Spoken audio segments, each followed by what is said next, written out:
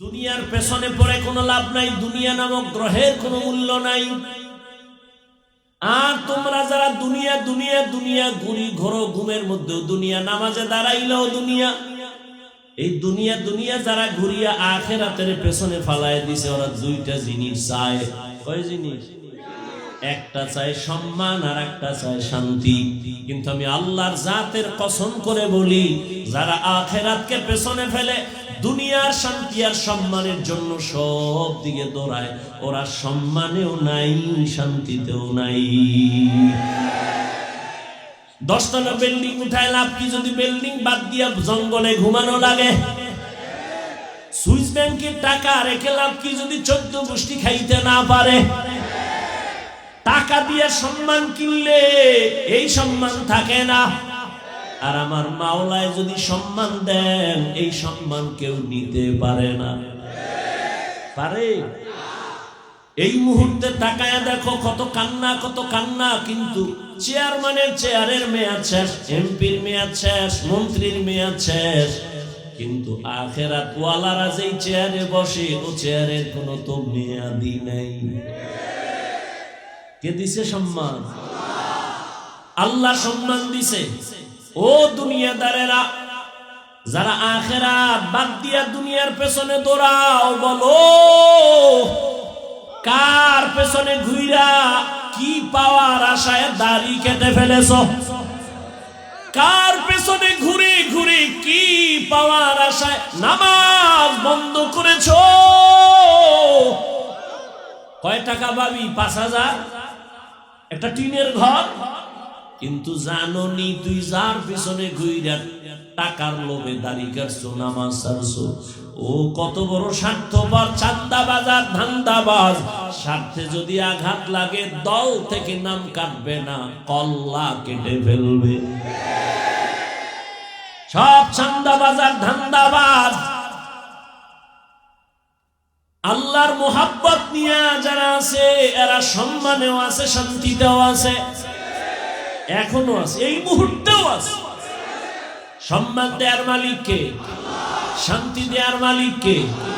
قال رسول الله صلى الله عليه وآله وسلم من أحب دنياه وذر بآخرته ومن أحب آخرته وذر بدنيا فآثروا ما يبقى على ما يفنى। যে ব্যক্তি দুনিয়াকে আপন করে নিল, আখিরাত বরবাদ হয়ে গেল। যে আখিরাতের আপন করবে, দুনিয়া তার পেছনে চলে যাবে। আর আল্লাহর নবী বলেন, ক্ষণস্থায়ী দুনিয়া পেছনে ফেলো, আখিরাতের অন্তরে জায়গা দিয়া দাও।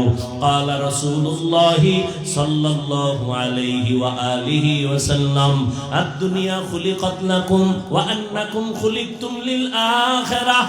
রহমতের নবী বলেন, পুরা দুনিয়া তোমার আমার গোলাম, আর তোমাকে আমাকে আল্লাহ বানাইছেন তার গোলাম। দুনিয়া তোমারে আমারে খুঁজবে, তুমি আমি কারে খুঁজবো? আল্লাহকে খুঁজো। তোমাকে আমাকে দুনিয়া খুঁজবে, তুমি আমি আল্লাহকে খুঁজি।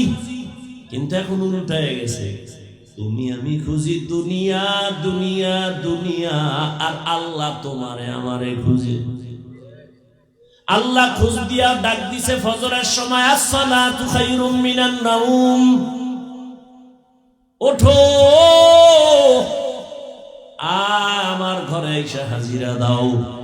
দুনিয়াদারেরা নাক টেনে ঘুমায়, ফজরের হাজিরায় একবারও যায় নাই। আল্লাহ কত দয়ার মালিক, একবারও রাগ করে নাই। আবার জোহরের সময় ডাক দিছে, আয় মসজিদে এসে হাজিরা দাও। বান্দা জোহরের হাজিরাও নাই। আল্লাহ তাআলা আবার দয়া করে ডাক দিছে, আসরের হাজিরায় আয়, হাইয়া আলাস সালাহ। নিমক হারাম, দুনিয়ার তালে পরে আসরের হাজিরায় মসজিদে যায় নাই। আল্লাহ রাগ করে পানি বন্ধ করেন নাই, খানা বন্ধ করেন নাই। মাগরিবে ডাক দিছে, আসো। নিমক হারাম, মাগরিবের হাজিরায় যায় নাই। আল্লাহ রাগ করে নাই। শেষবারে আল্লাহ এশার সময় ডাক দিছে, মুয়াজ্জিন ডাক দাও, বান্দা এশার হাজিরায় যায় নাই। আমার আল্লাহ কত দয়ার মালিক, ফজরেও হাজিরায় না পাইয়া, আসরে মাগরিবে এশায় না পাইয়া আল্লাহ এই কথা বলে নাই তোরে আমি আর চাই না, বরং আল্লাহ কয় এবার আমি রেডি, তোরে ডাকার জন্য আসতেছি। পাঁচ বেলায় ডাকলাম মুয়াজ্জিন দিয়ে, তুই আসলি না, এবার আমি আল্লাহ তোরে ডাকার জন্য আসতেছি। উদউনি আস্তাজিব লাকুম, আমি আল্লাহকে তুই যখন একটু সাড়া দিবি ডাকে আমি জবাব দেওয়ার জন্য। রাতের গভীর যখন আসমান ঠান্ডা জমিন ঠান্ডা সব ঘুমায় যায়, জঙ্গলের প্রাণী ঘুমায়, গাছের পাখিরাও ঘুমায়, ঘরের মানুষ ঘুমায়, ওই সময় আমি আল্লাহ আমার মোহাব্বতের বান্দারে ডাকার জন্য প্রথম আসমানে আসি। ও বান্দা একটু সজাগ হইয়া আমারে মোহাব্বত করে একটা ডাক দাও। অতিও গভীর হয় রজনী যখন নীরবে প্রভুর নাম জপিও তখন, প্রভুর করুণা যদি পাইবারে চাও, গভীর রাতে উঠে প্রভুর গুণগান গাও। আল্লাহ তাআলা বলেন আমি তোমাকে প্রতিদিন ভোর রাত্রে ডাকতে থাকি। আলা মিন মুস্তাগফিরিন ফাগফির আলাহ, আলা মিন মুস্তারজিকিন ফারজুকা। কার রিজিকের প্রয়োজন আমার কাছে বলো, কার গুনাহ নিয়ে পাগল হয়ে গেছো ক্ষমা চাও। আমি আল্লাহ এখন তোমার জীবনের সব গুনাহ ক্ষমা দিব। এখন যদি আমি আল্লাহকে ডাক দাও, এখন লাইনটা বড় ক্লিয়ার, আমি আল্লাহ তোর এক ডাক পছন্দ করে তোর জীবনের সব গুনাহ মাফ করে দিব। ইয়া ইলাহি মুঝসে মুঝকো দূর কর, তাকে দেখো মুঝ মে তুঝকো এক নজর। আল্লাহ তাআলা বলেন এই দুনিয়া কিছুই না, মরার পরে তোমার অনন্ত কাল শুরু হয়ে যাবে, হাসরের ময়দান তোমার জন্য রেডি হয়ে যাবে। ওই দিন আদালতে হিসাব দেওয়া লাগবে, কেউ পালাবার কোনো সুযোগ নাই। হিসাব দেওয়ার চিন্তা করিয়া বান্দা তুমি এখন যদি গুনাহ থেকে নিজেরে বাঁচাইতে পারো, আমি আল্লাহ ওয়াদা করলাম তোমার ঠিকানা হবে জান্নাত। দুনিয়ার আদালতে কোন আসামি যখন হাজিরা দিতে যায়, রাতের থেকে ঘুম হয় না, কালকে হাজিরা। বিচারক যদি ডান বাম করে ফেলে আমার উপায় কি? খানা পর্যন্ত বন্ধ। আর আমার আল্লাহর আদালত তো আরো ভয়ঙ্কর আদালত। আল্লাহ পাকের আদালত এতটাই ভয়ঙ্কর, রহমতের নবী বলেন এই জমিন হবে কিয়ামতের মাঠ, আরাফার ময়দান হবে আল্লাহর বিচারালয় আদালত। বিজ্ঞানীরা বলে জমিন থেকে 9,30,00,000 মাইল উপরে সূর্য। পৃথিবী নামক গ্রহটা যত বড়, পৃথিবীর থেকে সূর্য আরো 13 লক্ষ গুণ বড়। 9,30,00,000 মাইল উপর থেকে সূর্য তাপ দেয়। যদিও বিজ্ঞানীদের হিসাবে ভুল আছে, তারপর সাময়িক সময়ে যদি ধরেও নেই, সেই তাপ সহ্য করা যায় না। কি পরিমাণ গরম এই 2-3 বছর আমাদের দেশে পড়তেছে, কি পরিমাণ অসহ্যকর অবস্থা। আল্লাহ নবী বলেন কিয়ামতের দিন সূর্য নিচে চলে আসবে। 9,30,00,000 মাইল উপরের সূর্যের গরম সহ্য করা যায় না। কিয়ামতের দিন যখন নিচে নেমে আসবে, সূর্যের গরমে মাটির জমিনটা পুড়িয়া তামা হয়ে যাবে। নাফরমানের মাথার মগজগুলো ভাতের মারের মতো ফুটতে থাকবে। রহমতের নবী বলেন অন্যদিকে জাহান্নামের আওয়াজ, জাহান্নাম বলবে হে আল্লাহ কই বেনামাজি গুনাহগার গুলো কোথায়, আমার পেটে দাও, আমার পেটে বড় ক্ষুধা। রহমতের নবী বলেন এমন হালাত ওদিকে আমার আল্লাহ রাগান্বিত আওয়াজ দিবেন, লিমানিল মুলকুল ইয়াউম লিল্লাহিল ওয়াহিদিল কাহ্হার। আল্লাহ তাআলা যখন রাগান্বিত কুদরতি আওয়াজ দিবেন, হাসরের ময়দানটা থরথর করে কেঁপে উঠবে। রহমতের নবী বলেন, নারী আর পুরুষগুলো উলঙ্গ দাঁড়াবে হাসরের মাঠে। আম্মা জান আয়েশা রাদিয়াল্লাহু তাআলা আনহা বলেন, ইয়া রাসূলুল্লাহ, নারী পুরুষ যখন উলঙ্গ দাঁড়াবে একটু কি লজ্জা হবে না? রহমতের নবী বলেন, লজ্জা হবে পরের কথা, এমন ভয়ঙ্কর হবে হাসরের মাঠ, একজন আর একজনের দিকে তাকানোরই কোনো হুঁশ থাকবে না। নবীরা পর্যন্ত হাসরের ময়দানে, রহমতের নবী বলেন, কান্না করবেন। এত পরিমাণ কান্না, উম্মতের কথা ভুলে যাবেন। এই ভয়টা যার অন্তরে ঢুকবে, গুনাহ ছাড়বে, আল্লাহ ওয়াদা দিলেন তাকে জান্নাত দিয়ে দিব। বাদশাহ হারুন রশিদের নাম আপনারা শুনছেন, বড় বাদশাহ, রাষ্ট্র চালায়, আবার বুজুর্গ। তিনি একদিন ওলামায়ে কেরামদের তার প্রাসাদে, রাজপ্রাসাদে ডাকলেন, মেহমানদারি করালেন। কে? তার স্ত্রীর নাম জানেননি? জুবায়দা খাতুন। জুবায়দা খাতুন বড় আল্লাহর পেয়ারা বান্দি, নিজে কোরআনের হাফেজা, আবার তার কাজের মহিলা ছিল 100, সবাই কোরআনের হাফেজা।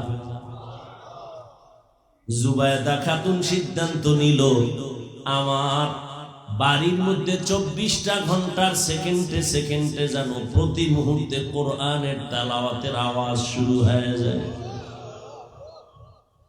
কাজের মহিলাদের শিডিউল করে দিল, আধা ঘন্টা তুমি তেলাওয়াত করবা, তারপরে কাজে যাবা, এরপরে আর একজন আধা ঘন্টা, এইভাবে এমন ভাবে শিডিউল করলো, জুবায়দার বাড়ির থেকে 24 ঘন্টাই কোরআন তেলাওয়াতের আওয়াজ।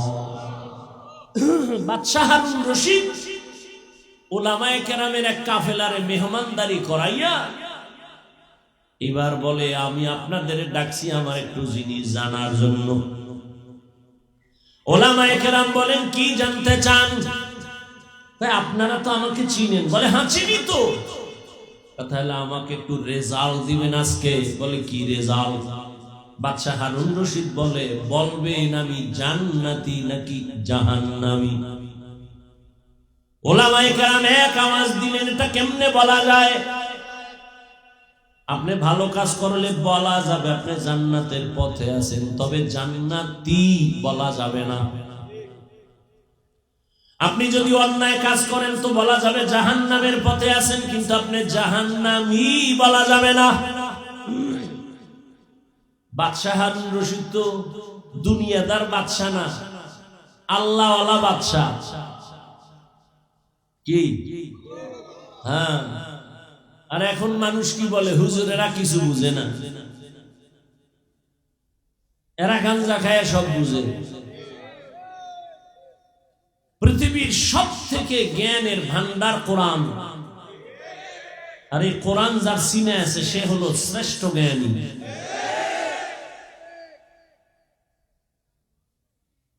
এই প্রপাগান্ডা ছড়ায় যারা আলেম থেকে জাতিকে আলাদা করতে চায়। কেন? কয় আলেমের পেছনে যদি মানুষ চলে যায় তো আমগো ধান্দাবাজি, চুরি, দুর্নীতি করা যাবে না। আল্লাহ হেদায়েত দান করুন। ভাইরা আমার, আল্লাহর আদালতে দাঁড়াইয়া হিসাব দেওয়ার ভয় যতক্ষণ পর্যন্ত আল্লাহর কসম অন্তরে আসবে না, ততক্ষণ পর্যন্ত জমিন থেকে দুর্নীতি, চুরি, ডাকাতি বন্ধ করা যাবে না। রহমতের নবীর হাতে করা সাহাবী ওমরে ফারুক রাদিয়াল্লাহু তাআলা খেলাফতের দায়িত্ব, রাষ্ট্র চালাইতেছেন ওমর। রোম সম্রাট বলে, ওমরের এত দাপট কেন? সবাই ভয় পায় কেন এই ব্যক্তিটারে? যাও তো দেখো তো তার আশেপাশে তার বডিগার্ড কত হাজার। গোয়েন্দারা এসে দেখে, রিপোর্ট দিল, এই রোম সম্রাট ওমর নামের ব্যক্তির কোনো গার্ড নাই, একা একা চলে, একা একা চলে, তার এত পাওয়ার। সেই ওমর যে রাস্তা দিয়ে চলে, শয়তানও রাস্তায় চলে না।